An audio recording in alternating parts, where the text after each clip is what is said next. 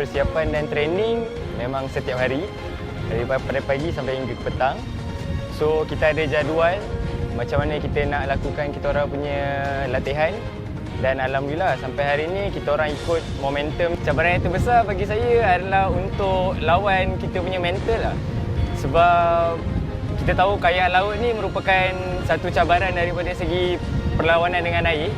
Setakat ni kita orang pernah berlatih macam mana kalau bot kita orang pusing, macam mana kita orang nak pusingkan balik bot tu dan juga macam mana kita orang nak naik balik tanpa pertolongan sesiapa. Hanya kita orang berdua je.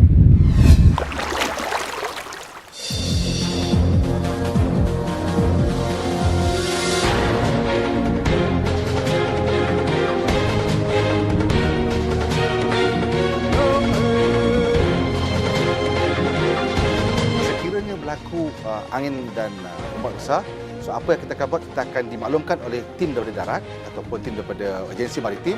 Kita akan mendarat semua bot dan juga kayak ke pantai yang berdekatan. Kita tidak boleh teruskan perjalanan sekiranya berlakunya ombak besar dan juga kilat. Antara rescue boat dengan pendayung, kita anggarkan lebih kurang dalam 5 ke 6 meter jauh jarak dia supaya jarak itu kita boleh lihat dengan mata dan juga ada beberapa isyarat yang kita akan tetapkan pada pendayung sekiranya berlaku kecemasan. Untuk jerit di kawasan laut yang luas memang tak dekat didengar. Saya dengan ini merasmikan program Ekspedisi Kayak Nusantara Riau 2018.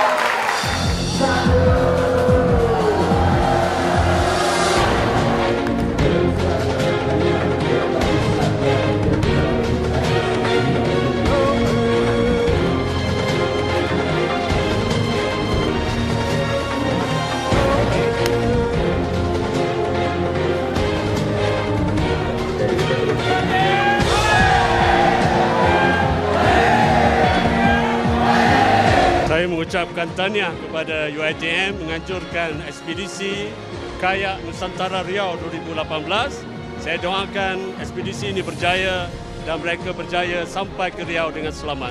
Selamat berkayak bagi pendayung-pendayung UiTM. Pihak Pengurusan Universiti memberikan sokongan dan berdoa dan berharap agar ekspedisi ini berjaya. Setelah perancangan hampir setahun, maka tibalah hari yang kita nanti-nantikan, iaitu bermulanya ekspedisi Kayak Nusantara Riau 2018.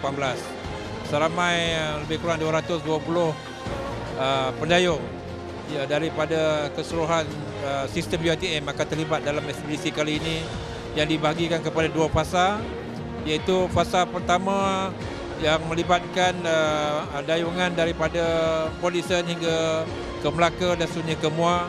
Dan fasa kedua iaitu seramai 60 orang yang akan berkayak daripada Muar ke Pulau Bengkalis di Sumatera. Harapan saya dan doa saya agar semua pendayung telah pun bersedia untuk melaksanakan satu ekspedisi yang besar yang memberi impak kepada universiti. Saya berharap program ini akan berjaya mencapai objektif yang dihasratkan dan saya berdoa semua mereka akan tiba di Pulau Bengkalis dengan selamatnya dan kembali semula ke tanah air pada 25 hari bulan. All the best UiTM, UiTM terbaik.